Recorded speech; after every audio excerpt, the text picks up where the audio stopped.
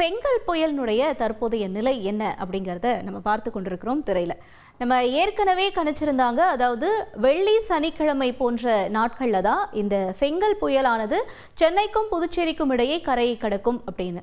இப்போ கொஞ்சம் சென்னையில் மழைக்கான வாய்ப்புகள் குறைஞ்சிருக்கு. அதே நேரத்தில் நாகப்பட்டினம், புதுச்சேரி உள்ளிட்ட இடங்களையும், டெல்டா, திருச்சி உள்ளிட்ட இடங்களையும் இந்த மழையினுடைய தீவிரம் என்பது ஒரு மிதமான மழையாகத்தான் இருக்கு. ஏன்னா இதுக்கு முன்னாடி கனமழையா இருந்த நிலையில தற்பொழுது இந்த ஃபெங்கல் புயலினுடைய இந்த நகர்வுகள், இந்த ஸ்பீட் அப்படிங்கிறது வந்து கொஞ்சம் குறைஞ்சிருக்கிறதாக நம்ம அறிகிறோம். அதே நேரத்தில் இது வங்கக்கடல்லே நிலை கொண்டிருக்கக்கூடிய காரணத்தினால இந்த மழையினுடைய தாக்கம் சற்று குறைவதாக நம்ம அறிகிறோம். இப்போ இதனுடைய இன்றைய நாள் எப்படி இருக்கும், இதனுடைய மழையினுடைய தாக்கம்னா எவ்வாறு இருக்கும் அப்படிங்கிறத தெரிஞ்சுக்கிறதுக்கு முன்னாடி நம்முடன் வானிலை ஆர்வலர் கிருத்திகா அவங்க இணைஞ்சிருக்காங்க. அவங்க முதல்ல பேசிடலாம்.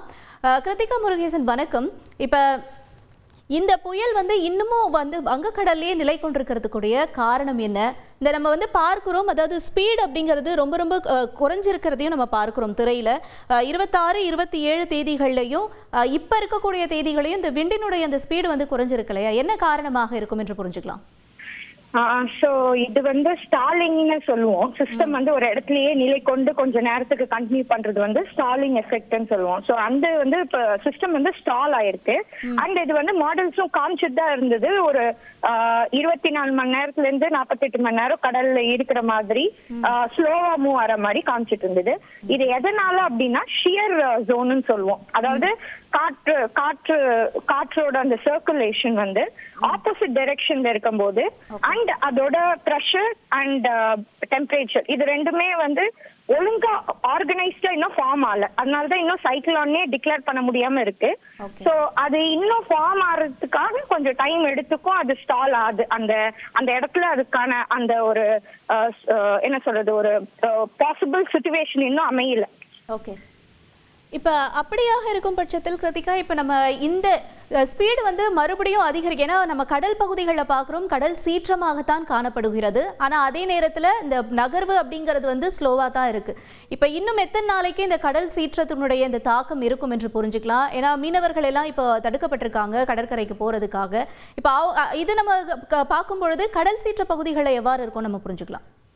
சோ இது கண்டிப்பா சர்க்குலேஷன் இன்னும் பேர்ல இருக்கு. அது ஸ்லோவா இருந்தாலுமே அது வந்து காற்று குவிதல் பகுதி. சோ அப்போ வந்து நம்மளுக்கு காற்று வந்து இழுக்கும் மற்ற பகுதியில இருந்து.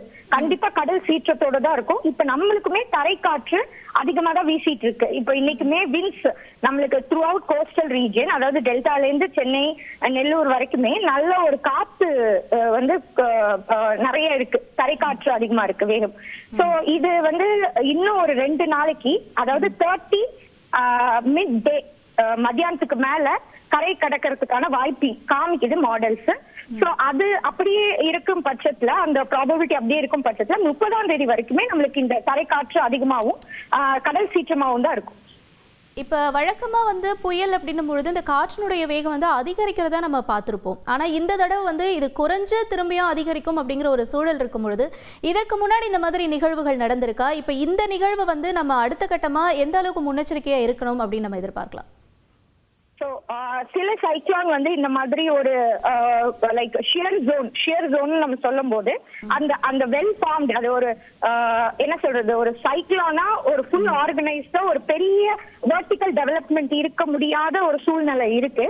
இந்த மாதிரி நம்ம ப்ரீவியஸ் சைக்ளோன்ஸ்க்கும் இருந்திருக்கு. அப்போ வந்து சைக்ளோன் வந்து ஒரு அதாவது டிப்ரெஷன் ஆர் லோ, ஒரு வெல் மார்க்டு லோன்னு சொல்லுவோம், நன்கு அமைந்த காற்று தாழ்வு பகுதி ஒரு சைக்ளோனா மாறாமையே போயிருக்கு.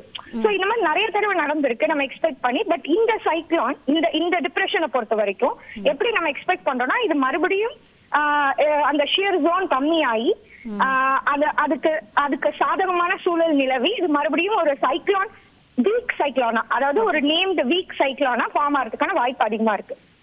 இப்போ இன்னும் அப்போ இதோட தீவிரம் அதிகமாகும் அப்படின்னு நீங்கள் சொல்கிறீங்களா? அப்படி இருக்கும் பட்சத்தில் அப்போ வரக்கூடிய நாட்களில் மழையினுடைய தாக்கம் எவ்வாறு இருக்கும்? இப்போ எந்த அளவுக்கு வந்து இன்னும் கூட வந்து அரசும் சரி, நம்மளுடைய கடல் பகுதிகளில் இருக்கக்கூடியவங்களும் சரி, எந்த அளவுக்கு அலர்ட்டாக இருக்கணும் அப்போ நீங்கள் சொல்கிற மாதிரி பார்க்கும்பொழுது? ரொம்ப இன்க்ரீஸ் ஆகும்னு சொல்ல முடியாது. நான் சொன்னபோது டீப் சைக்ளோன். சோ ஈவன் ஐஎம்டியுமே ப்ரெடிக்ட் பண்ணியிருக்கிறது அதுதான்.